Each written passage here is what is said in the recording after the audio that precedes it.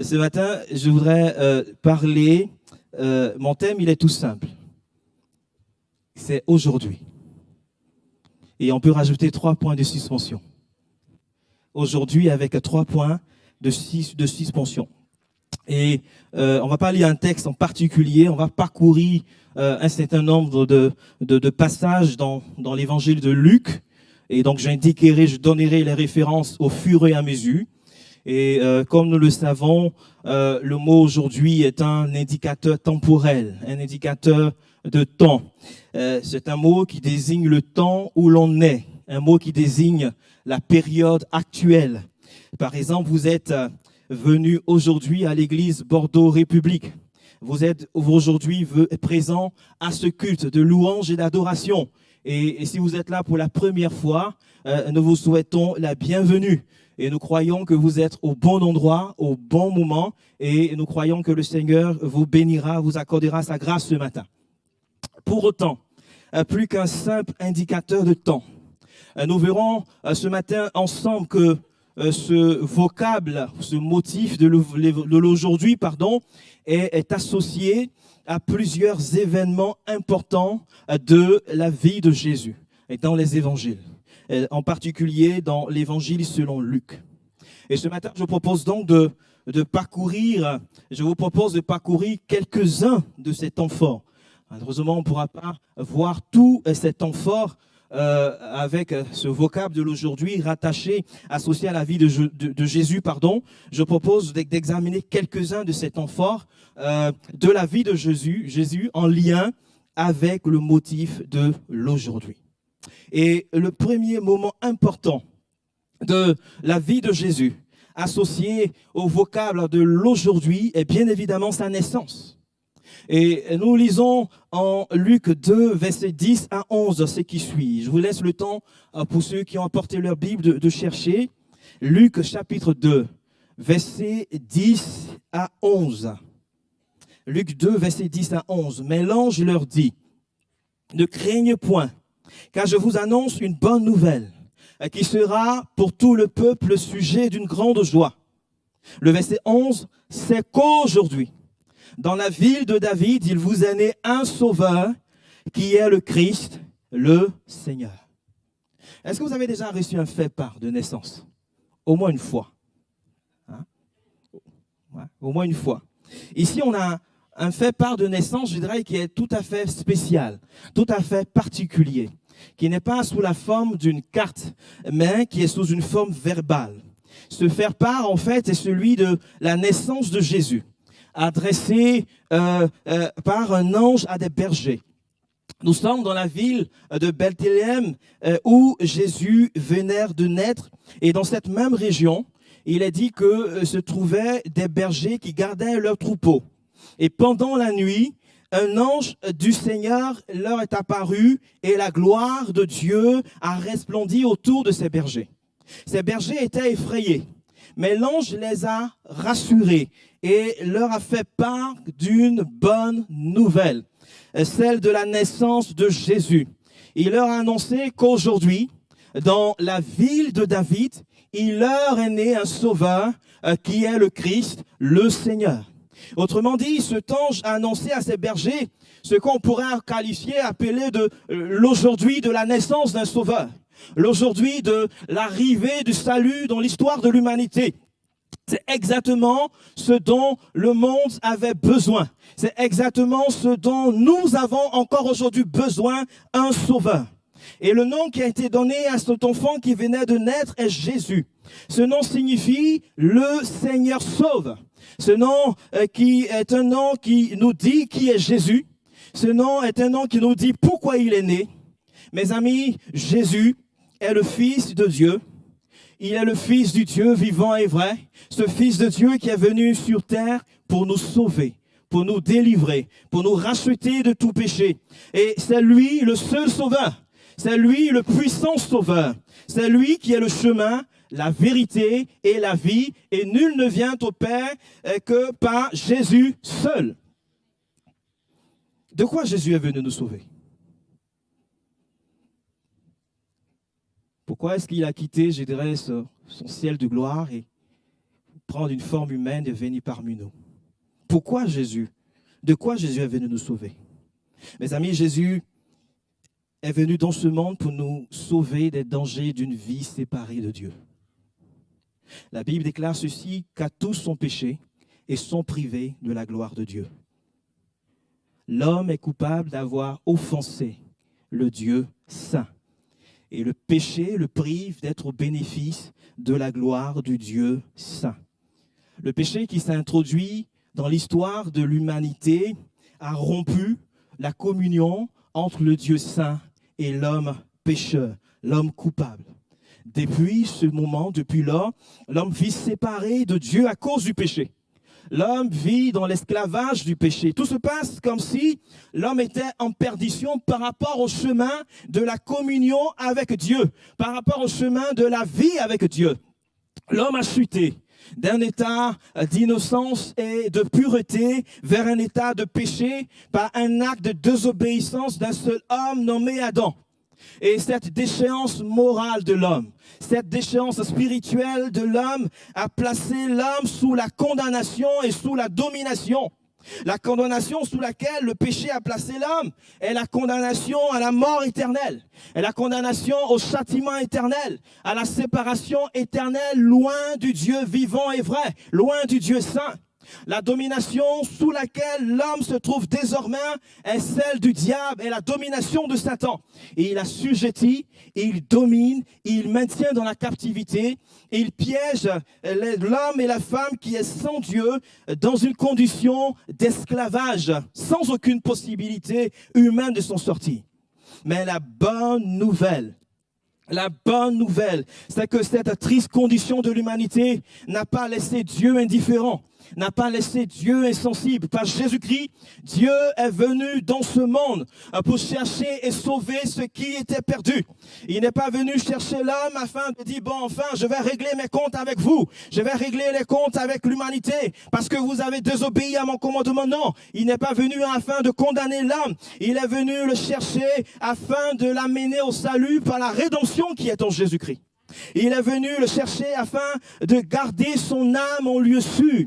Oui, ce matin, si tu as été invité, si tu es là pour la première fois, et si tu n'as pas encore accepté Jésus-Christ dans ton cœur, comme ton Seigneur et ton Sauveur, je voudrais te dire simplement que Dieu te cherche. Et Dieu t'aime. Dieu s'intéresse à toi tel que tu es. Dieu te voit et il te connaît par ton nom. Et le cœur de Dieu pour toi est rempli de compassion pour toi ce matin. Pour ton âme qui est faible, pour ton âme qui est sans force, pour ton âme qui est perdue, égarée, pour ton âme qui est dans une grande souffrance, qui est dans une grande détresse. Il veut sauver ton âme ce matin. Et il veut libérer ta vie ce matin. Il veut libérer ta vie de l'esclavage du péché, de la captivité du péché. Il veut te libérer de la domination de Satan, de la domination des puissances des ténèbres. Oui, mon ami, aujourd'hui même, si tu reçois Jésus-Christ dans ton cœur par la foi, aujourd'hui même, si tu t'approches de lui dans la repentance, je peux te garantir que Jésus-Christ te rendra libre de tout lien. Jésus-Christ te rendra libre de toute malédiction. Il te rendra libre des dangers d'une vie séparée de Dieu. Il pardonnera tes péchés et il sauvera ton âme. Ce sauveur dont la naissance a été annoncé par l'ange au berger est décrit de deux manières. Il est présenté comme étant le Christ. C'est un titre qui signifie celui que Dieu a oint. On va y revenir un peu plus loin. Il est aussi présenté comme étant le Seigneur. C'est un mot qui indique son caractère divin, c'est-à-dire qu'il est Dieu manifesté en chair, ou encore qu'il est Dieu qui s'est revêtu de notre humanité, qui s'est rendu semblable à toi, qui s'est rendu semblable à chacun d'entre nous pour nous sauver. Jésus-Christ, c'est Dieu lui-même qui a pris l'initiative de venir parmi les hommes dans la personne de son Fils unique et bien-aimé pour sauver les hommes, pour sauver l'humanité. Oui, il y a eu un aujourd'hui de la naissance de Jésus. Il y a eu un aujourd'hui de l'arrivée du salut dans le monde. Et c'était une bonne nouvelle que cet ange est venu annoncer à ces bergers, une bonne nouvelle. Et je prie ce matin afin que cette matinée soit aussi pour toi un aujourd'hui pour le salut de ton âme. Un aujourd'hui où ton âme va passer de la mort à la vie. Que ce soit un aujourd'hui important pour toi dans ta vie. Le deuxième temps fort de la vie de Jésus, de Jésus en lien avec le motif de l'aujourd'hui est celui du début de son ministère terrestre et de la manifestation de ses œuvres pendant son ministère terrestre. Bien sûr, on ne va pas pouvoir parcourir tous les aujourd'hui parce qu'il y en a pas, il y a plein d'aujourd'hui associés à des temps forts de la vie de Jésus, mais j'ai sélectionné quelques-uns. Et le deuxième que je propose ce matin, c'est celui justement, comme j'ai dit tout à l'heure, du début du ministère terrestre de Jésus et de la manifestation de ses œuvres pendant ce ministère terrestre. Vous savez, lorsqu'un premier ministre est nommé, la tradition républicaine veut que ce dernier prononce ce qu'on appelle un discours de politique générale devant l'Assemblée nationale, n'est-ce pas? Je ne me trompe pas. La tradition républicaine veut qu'il le fasse. Et sa déclaration de politique générale définit la feuille de route de l'action gouvernementale dans différents domaines. Dans le domaine de la santé, voici ce qu'on veut faire. Dans le domaine de l'éducation, dans le domaine de la défense, de la sécurité, dans le domaine de l'économie, hausse d'impôts, des taxes, etc. Voilà, etc., etc. Et voilà, c'est comme si le Premier ministre disait aux parlementaires, dans ces différents domaines, voici ce que nous comptons faire. Voici quelle sera notre action. Voici quelle sera notre politique pour ces années qui arrivent. Mes amis, d'une certaine manière, c'est aussi ce qui s'est passé avec Jésus au début de son ministère terrestre. Ce n'est pas, je dirais, quelque chose de nouveau, parce que Jésus l'a fait également. Jésus a prononcé un discours inaugural dans lequel il a décrit son œuvre de rédemption ou encore son programme de rédemption pour l'humanité. Par ce discours, Jésus a introduit son ministère public. Ce discours, en fait, n'a pas été prononcé devant le Parlement ou devant des parlementaires, mais dans une ville appelée Nazareth, et la ville où Jésus a passé son enfance. C'était un jour de sabbat dans une synagogue. À cette occasion, il est dit que Jésus s'est levé pour faire la lecture d'un texte de l'Ancien Testament et on lui a remis un rouleau contenant la prophétie du prophète Ésaïe. Lorsqu'on a remis ce rouleau à Jésus, qu'il a déroulé, il est dit que Jésus est tombé sur le passage qui correspond à Ésaïe 61, versets 1 à 2.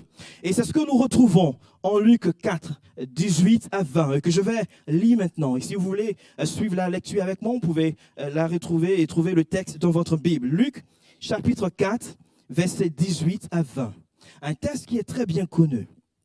Et je lis ceci, il est écrit ceci. « L'Esprit du Seigneur est sur moi, parce qu'il m'a oint pour annoncer une bonne nouvelle aux pauvres. Il m'a envoyé pour guérir ceux qui ont le cœur brisé, pour proclamer aux captifs la délivrance et aux aveugles le recouvrement de la vue, pour envoyer libres les opprimés, pour publier une année de grâce du Seigneur. » Ensuite, il roula le livre, le remit au serviteur et s'assit. Tous ceux qui se trouvaient dans la synagogue avaient les regards fixés sur lui. Et après avoir fait la lecture de ce passage qui correspond à Ésaïe 61, 1 à 2, le Seigneur a rajouté des paroles qui n'avaient jamais été prononcées jusque-là. Il est dit ceci au verset 21 du même chapitre. Alors il commença à leur dire, « Aujourd'hui, cette parole de l'Écriture que vous venez d'entendre est accomplie. » En d'autres termes, ce discours programme de Jésus est un aujourd'hui de l'accomplissement. Aujourd'hui, cette parole de l'Écriture est accomplie. C'est l'accomplissement des grandes promesses liées à l'ère nouvelle. L'accomplissement des grandes promesses liées à l'ère messianique. L'accomplissement des grandes promesses liées à l'arrivée du Messie, à l'arrivée du Sauveur dans le monde, dans l'histoire de l'humanité. C'est l'accomplissement du jour annoncé dans l'Ancien Testament. Les grandes promesses de l'Ancien Testament s'accomplissent aujourd'hui. Aujourd'hui, ces paroles que vous venez d'entendre s'accomplissent aujourd'hui. Mes amis, Jésus a commencé son discours programme en déclarant ceci, comme nous l'avons lu. L'Esprit du Seigneur est sur moi. L'Esprit du Seigneur repose sur moi. Parce qu'il m'a oint.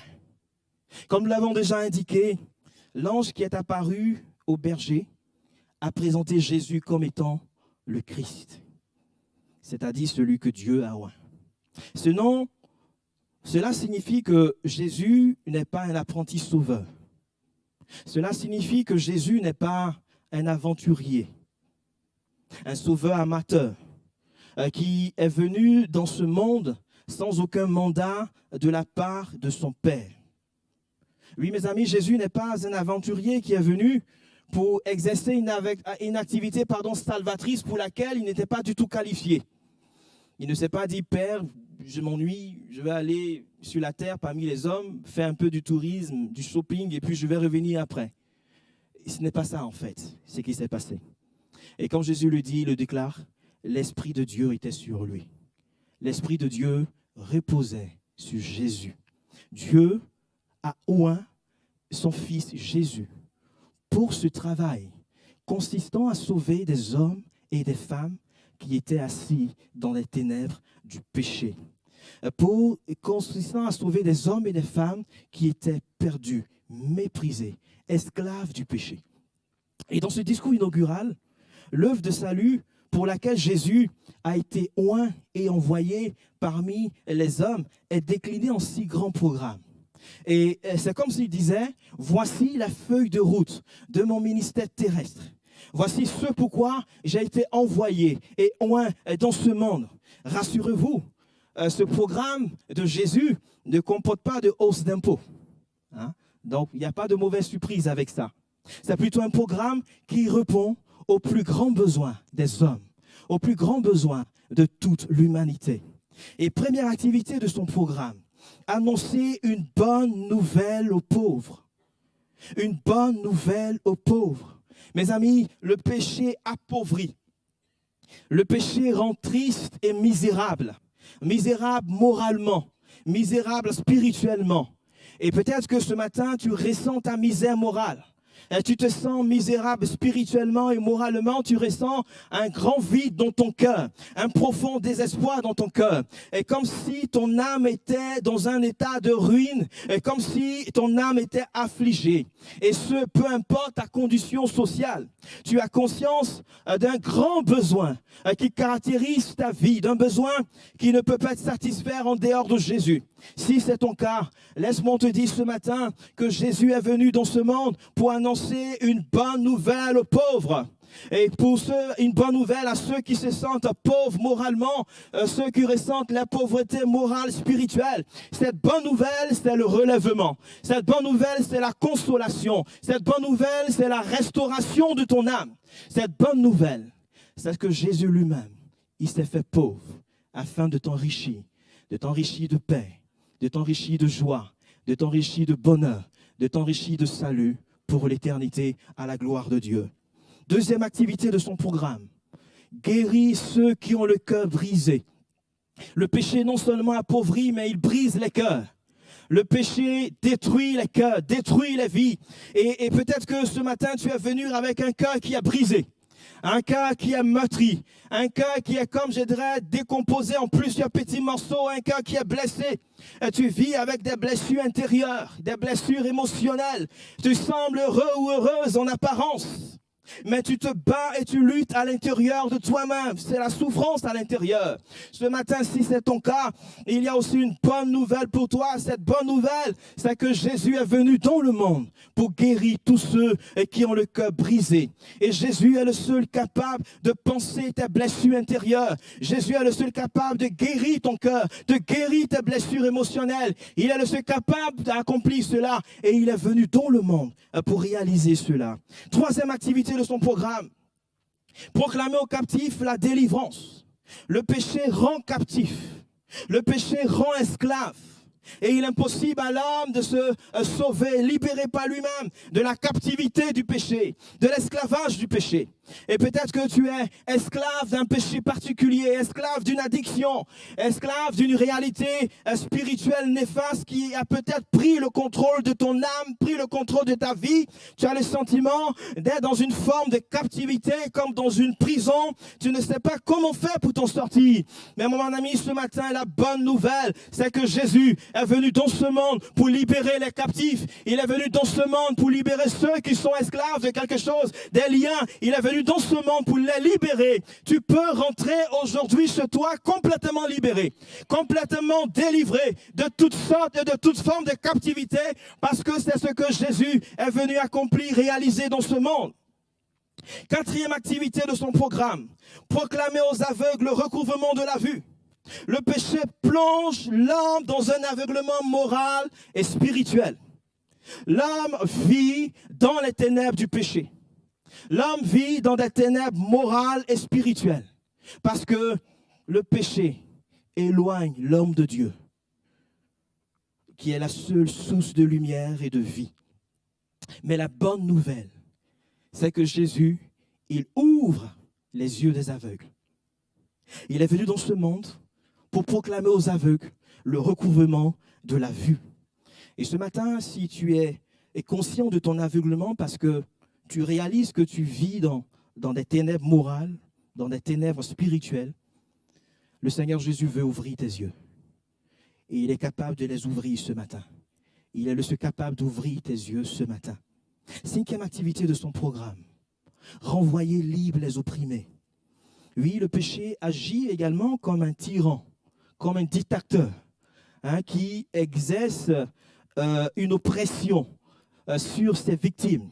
Mais la bonne nouvelle également ce matin, c'est que le Seigneur Jésus a été oint et envoyé dans le monde pour mettre en liberté ceux qui sont froissés par la vie, ceux qui sont foulés, ceux qui sont brisés, ceux qui sont fatigués et chargés des fardeaux tellement lourds qu'ils ont du mal à progresser, à aller de l'avant dans la vie. Je ne sais pas quels sont les fardeaux avec lesquels tu es arrivé ce matin, le poids qu'il y a sur ta vie en ce moment. Mais ce matin, la bonne nouvelle, c'est que Jésus est capable de te décharger de ce fardeau. Il a dit, venez à moi, vous tous qui êtes fatigués et chargés, et je vous donnerai du repos. Il est venu dans ce monde pour renvoyer libre les opprimés. La sixième et dernière activité de son programme, il est dit, publier une année de grâce du Seigneur. Oui, mes amis, la venue de Jésus dans le monde nous a introduits dans une ère nouvelle, dans l'ère de la grâce. Et vous savez, dans l'histoire du peuple d'Israël, l'année de grâce était en fait une année de joie universelle, où les travaux cessaient. Pendant cette année, les esclaves étaient rendus à la liberté. Les dettes étaient effacées. On aimerait bien que ça arrive, que les crédits, etc., que tout soit effacé. Les terres qui étaient confisquées étaient restituées. Les prisonniers étaient amnistiés. Mon ami, la bonne nouvelle, c'est que de la même manière, Jésus est venu dans ce monde pour publier une année de grâce du Seigneur. Mon ami, l'homme en fait est endetté moralement et spirituellement devant Dieu à cause du péché. Mais ce matin, laisse-moi simplement te dire que quel que soit ton passé, quelles que soient tes erreurs, quelles que soient tes fautes, quels que soient tes échecs spirituels, quelle que soit la quantité de ces choses-là, dans sa grâce, Dieu est disposé à effacer la dette de tes péchés. Il est disposé à effacer la doise. Il est disposé à effacer cela. La parole de Dieu déclare que là où le péché a abondé, la grâce de Dieu a surabondé. Et ce matin, Dieu, dans sa grâce, est disposé à te bénir, est disposé à te faire du bien. Il est disposé à t'acquitter entièrement. Il est disposé ce matin à te rendre complètement libre. Il est même disposé à te restituer tout ce que le diable a pillé dans ta vie pendant toutes ces années où tu étais sous sa domination. Si ce matin tu prends l'engagement de marcher avec Jésus, le Seigneur est disposé ce matin à le faire. Ce matin, laisse Dieu dans sa grâce réécrire ton histoire. Laisse Dieu dans sa grâce te toucher ce matin. Laisse-toi saisir ce matin par la grâce de Dieu. La grâce de Dieu, c'est la manifestation de sa faveur imméritée envers des hommes et des femmes coupables d'avoir péché contre lui, envers des hommes et des femmes coupables d'avoir offensé le Dieu saint. C'est cette grâce de Dieu, c'est déployée en Jésus, en Jésus-Christ. Et ce matin, veux-tu accepter la grâce de Dieu ou veux-tu rejeter la grâce de Dieu? S'il te plaît, ne repars pas de ce lieu sans avoir saisi la grâce de Dieu par la foi en Jésus-Christ. Ce programme, Jésus l'a réalisé au cours de son ministère public. Par exemple, en Luc 5, 23, on ne va pas le lire, nous avons un aujourd'hui par rapport à des témoins qui ont assisté à des choses, à une guérison. Et ils ont dit ceci: nous avons vu aujourd'hui des choses extraordinaires. Quand ils ont vu la guérison, nous avons vu aujourd'hui des choses extraordinaires, du jamais vu. Et je prie afin que tu sois toi aussi ce matin témoin de choses extraordinaires ici en ce lieu. De même, lorsque Jésus était en route vers Jérusalem, il est dit comme ça qu'au milieu de son voyage, en Luc 13, 32, 33, on ne va pas le lire également, mais je donne les références pour que vous puissiez voir après chez vous. On a un double aujourd'hui dans ce passage-là. Et Jésus a dit ceci: je fais aujourd'hui des guérisons. Je chasse des démons aujourd'hui. Ces exemples nous parlent d'un aujourd'hui des œuvres manifestes de Jésus. Oui, mes amis, cette matinée peut être également pour vous un aujourd'hui de la manifestation des œuvres de Jésus dans votre vie. Parce que Jésus est le même hier, aujourd'hui et éternellement. Et en son nom, aujourd'hui encore, des vies brisées sont complètement restaurées. Au nom de Jésus, aujourd'hui encore, des malades sont guéris. Au nom de Jésus, aujourd'hui encore, des miracles ont lieu. Au nom de Jésus, aujourd'hui encore, des démons sont chassés. Des forteresses sont renversées, des malédictions sont brisées, des situations qui étaient bloquées sont débloquées. Au nom de Jésus, aujourd'hui encore, les situations impossibles deviennent possibles. Et lorsque le nom de Jésus est invoqué, aujourd'hui encore, sa puissance est à l'œuvre. Et ce matin, je veux simplement t'encourager à t'attendre à un aujourd'hui de la manifestation des œuvres de Jésus dans ta vie. Ce matin, attends-toi à un aujourd'hui où l'impossible devient possible. Ce matin, attends-toi à un aujourd'hui de la guérison. Ce matin, attends-toi à un aujourd'hui du miracle, à un aujourd'hui des choses extraordinaires, à un aujourd'hui du surnaturel, parce que Jésus est le même, hier, aujourd'hui et éternellement. Un aujourd'hui de la visitation du Seigneur Jésus. Un aujourd'hui de son intervention dans ton cœur, dans ta vie, quelle que soit la situation que tu vis, quelle que soit la situation que tu traverses, attends-toi à un aujourd'hui de sa part. Ce programme rédempteur de Jésus s'est pleinement accompli dans sa mort à la croix et dans sa résurrection d'entre les morts.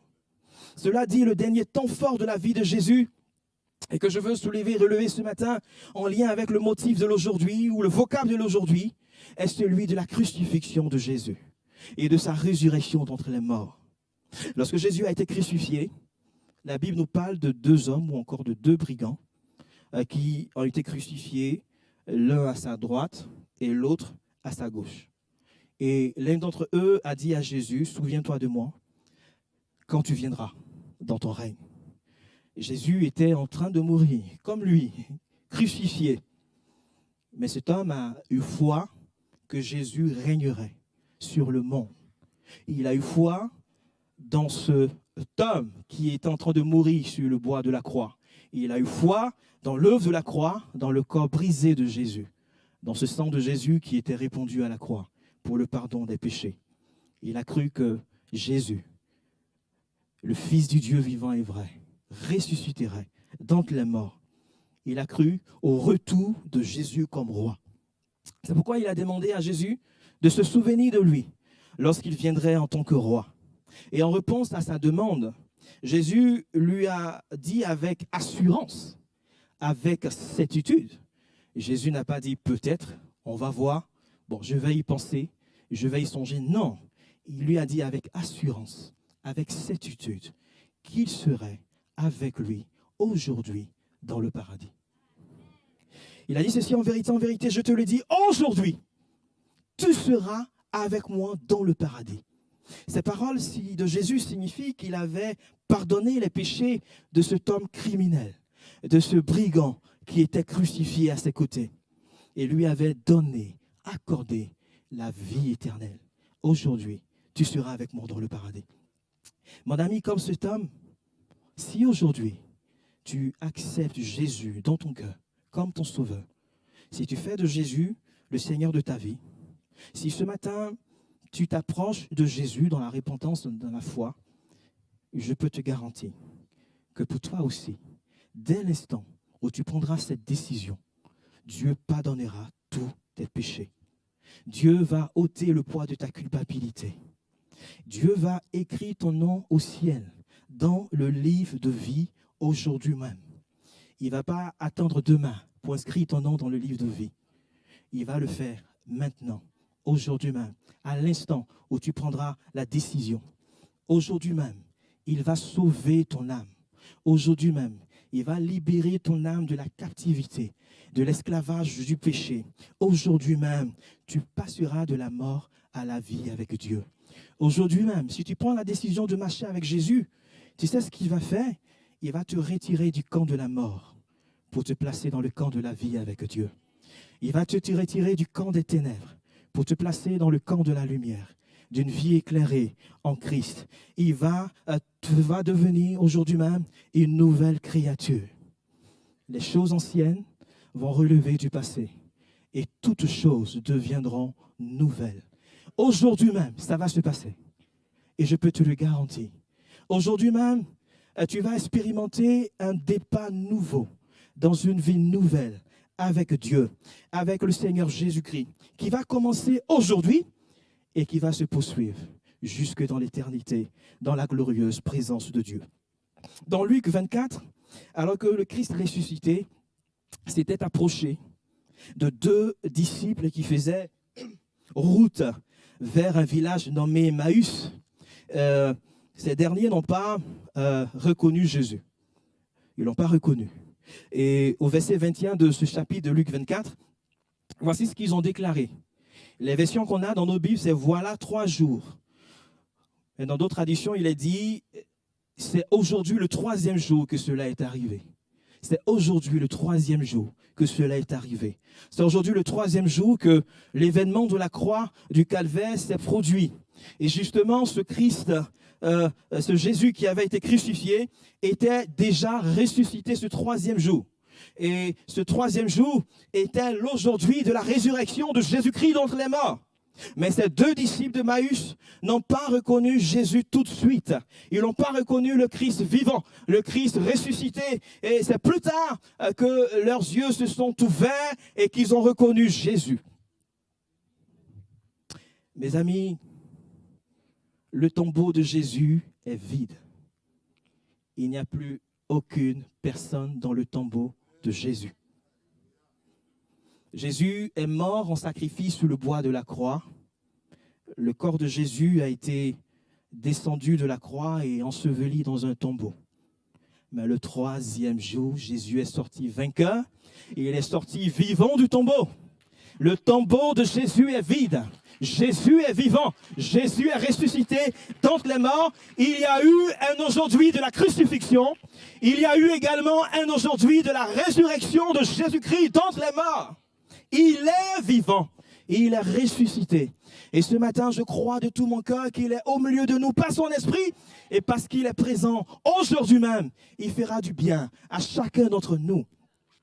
La résurrection de Jésus montre que Dieu a agréé son sacrifice à la croix comme étant un sacrifice qui est pleinement suffisant pour sauver, comme étant un sacrifice qui est pleinement suffisant pour libérer. La Bible dit ceci, il n'y a de salut en aucun autre, car il n'y a sous le ciel aucun autre nom qui a été donné parmi les hommes par lequel nous devions être sauvés. Le seul nom qui sauve, c'est Jésus. Le seul nom qui libère, c'est Jésus. Le seul nom qui délivre, c'est Jésus. Le seul nom qui bénit, c'est Jésus. Il n'y a pas d'autre nom. Le seul nom, c'est Jésus. C'est lui qui est le puissant sauveur. C'est lui qui est le puissant libérateur. Et permettez-moi de conclure avec ce texte de Deutéronome 19. On aurait bien pu prendre d'autres textes encore, parce qu'il y a tellement d'événements rattachés à ce mot aujourd'hui, d'événements intéressants, riches. Mais on va conclure avec ce dernier texte de Deutéronome 19. J'en prends aujourd'hui à témoin contre vous, le ciel et la terre. J'ai mis devant toi la vie et la mort, la bénédiction et la malédiction. Choisis la vie afin que tu vives, toi et ta postérité. Peut-être que tu as été invité Et peut-être que tu es conscient que dans ton cœur, tu n'as pas encore accepté le Seigneur Jésus. Mais, mon ami, peut-être que ce jour du dimanche 17 novembre 2024 peut être pour toi l'aujourd'hui de la décision, l'aujourd'hui du choix, l'aujourd'hui d'un engagement personnel envers Dieu, l'aujourd'hui du salut, l'aujourd'hui du salut de ton âme, l'aujourd'hui d'une vie nouvelle, l'aujourd'hui pour toi d'un départ nouveau avec Jésus, l'aujourd'hui pour toi où tu vas démarrer une vie nouvelle, où tu vas, je dirais, repartir à zéro. Aujourd'hui pour toi d'un recommencement. Le Seigneur te dit ce matin à toi également qu'il a mis devant toi la vie et la mort, la bénédiction et la malédiction. Et ce qui me plaît avec ce Dieu, c'est qu'il ne t'impose rien du tout. Il ne t'impose rien du tout. Il t'invite simplement à faire un choix. Il t'invite simplement à prendre une décision, à t'engager. Et il te conseille de choisir la vie. Il te conseille de choisir la vie et non la mort, de choisir la bénédiction et non la malédiction, afin que tu vives, toi et ta postérité. Il t'invite simplement ce matin à entrer dans une relation personnelle, une relation intime avec lui, aujourd'hui même. Aujourd'hui même. Pour ce faire, il te suffit simplement de dire Jésus, je t'invite ce matin à venir prendre place dans mon cœur. Je te reçois ce matin dans mon cœur comme mon sauveur. Et je prends la décision ce matin de faire de toi mon Seigneur. Ce matin, je prends l'engagement de me détourner d'une vie séparée de Dieu, d'une vie qui est éloignée de Dieu, pour me tourner définitivement vers le Dieu vivant et vrai, par la foi en Jésus-Christ, et dans une attitude de repentance. L'engagement que je t'invite ce matin à prendre ne peut pas se faire par procuration. Aucune personne ne peut s'engager à ta place. Ton mari, en dépit de tout l'amour qu'il a pour toi, ne peut pas prendre la décision pour toi. Ta femme, même si elle t'aime, qu'elle te fait de bons repas, elle ne peut pas prendre la décision pour toi. Tes parents, même s'ils t'aiment, ils ne peuvent pas se décider à ta place. Tes enfants ne peuvent pas se décider à ta place. Tes grands-parents, tu dois te décider. Tu dois t'engager personnellement vis-à-vis de Dieu lorsque tu as entendu sa parole. Tu dois t'engager. Et ce matin, s'il te plaît, choisis la vie. Choisis Jésus et tu ne seras pas déçu. Aujourd'hui, nous dit la parole de Dieu, si tu entends la voix de Jésus qui t'appelle, la voix de Jésus qui frappe à la porte de ton cœur et qui dit toc, toc, toc, la Bible dit, n'endurcis pas ton cœur. Ne ferme pas ton cœur. Ne résiste pas à la voix de Jésus qui t'appelle au salut ce matin. Ne résiste pas ce matin à la voix de Jésus qui t'invite à le suivre, à ouvrir ton cœur. Ouvre ton cœur. Et reçois Jésus-Christ dans ton cœur par la foi. Accepte-le. Reçois-le. Et tu ne seras pas déçu. Ne remets pas cette décision à plus tard. Mais ce matin, invite Jésus à venir prendre place dans ta vie, dans ton cœur. Et tu deviendras une nouvelle créature. Nous allons fermer nos yeux et couper nos fronts. Alors que les yeux sont fermés, que les têtes sont baissées. Peut-être que ce matin, tu veux dire que oui, moi, je veux que cette matinée soit pour moi l'aujourd'hui du salut de mon âme. L'aujourd'hui de mon engagement personnel envers Dieu. L'aujourd'hui de ma délivrance. L'aujourd'hui où je prends la décision de me détourner du péché, de la vie sans Dieu, d'une vie séparée de Dieu, pour me tourner vers le Dieu vivant et vrai, par la foi en Jésus-Christ. Si ce matin c'est ta décision, je veux simplement t'inviter à lever ta main, là où tu es, et nous allons prendre le temps de prier pour toi. J'ai vu ta main, j'ai vu votre main. Vous pouvez la baisser au fur et à mesure. Est-ce qu'il y a encore d'autres personnes ce matin qui veulent prendre la décision de marcher avec Jésus? Il dit Jésus, oui, ce matin, moi je te reçois dans mon cœur par la foi. Je t'accepte ce matin. Amen, j'ai vu votre main. Est-ce qu'il y a encore d'autres personnes? J'ai vu votre main. Vous pouvez les baisser au fur et à mesure. Une dernière fois. Est-ce qu'une dernière personne ce matin veut prendre la décision? J'ai vu votre main. Vous pouvez la baisser. de prendre la décision de marcher avec le Seigneur Jésus-Christ. Je vais vous demander de faire un pas supplémentaire. J'ai vu votre main. Merci. Est-ce que vous pouvez vous tenir debout, vous qui avez levé vos mains? Ne regardez pas à ceux qui sont autour de vous. C'est un engagement personnel. Ce moment est solennel, ce moment est important. Parce que je crois de tout mon cœur que là maintenant, il y a une grande joie dans le ciel. Parce que la Bible déclare qu'il y a de la joie dans le ciel pour une âme qui se répand. Cette décision est importante devant le Seigneur. Alors pouvez-vous tenir debout. Et si ça ne vous dérange pas, est-ce que je peux vous demander de faire encore un dernier pas supplémentaire, un dernier effort, de vous approcher, de venir sur le devant. Et avec les pasteurs et avec une équipe de prière, nous allons prendre le temps de prier avec vous.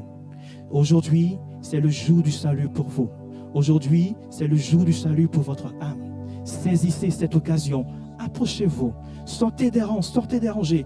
Venez sur le devant. Et nous allons prendre le temps de prier avec vous, de prier pour vous. Parce que nous croyons que le Seigneur Jésus-Christ, comme nous l'avons dit, est venu dans ce monde pour chercher et sauver ceux qui étaient perdus. Ce matin, nous voulons prendre le temps de prier pour vous, de prier avec vous. Nous allons demander à l'équipe de prière et de conseil de s'approcher. Aux pasteurs également qui sont présents dans la salle. Au pasteur Lionel Roland, s'il veut bien également, venez nous aider dans la prière. Aux épouses de pasteurs également, approchez-vous. Et pendant que nos bien-aimés nous conduisent dans ce temps de louange et d'adoration, nous allons prendre le temps de prier pour vous, de prier avec vous. Que toute la gloire et l'honneur reviennent à Dieu.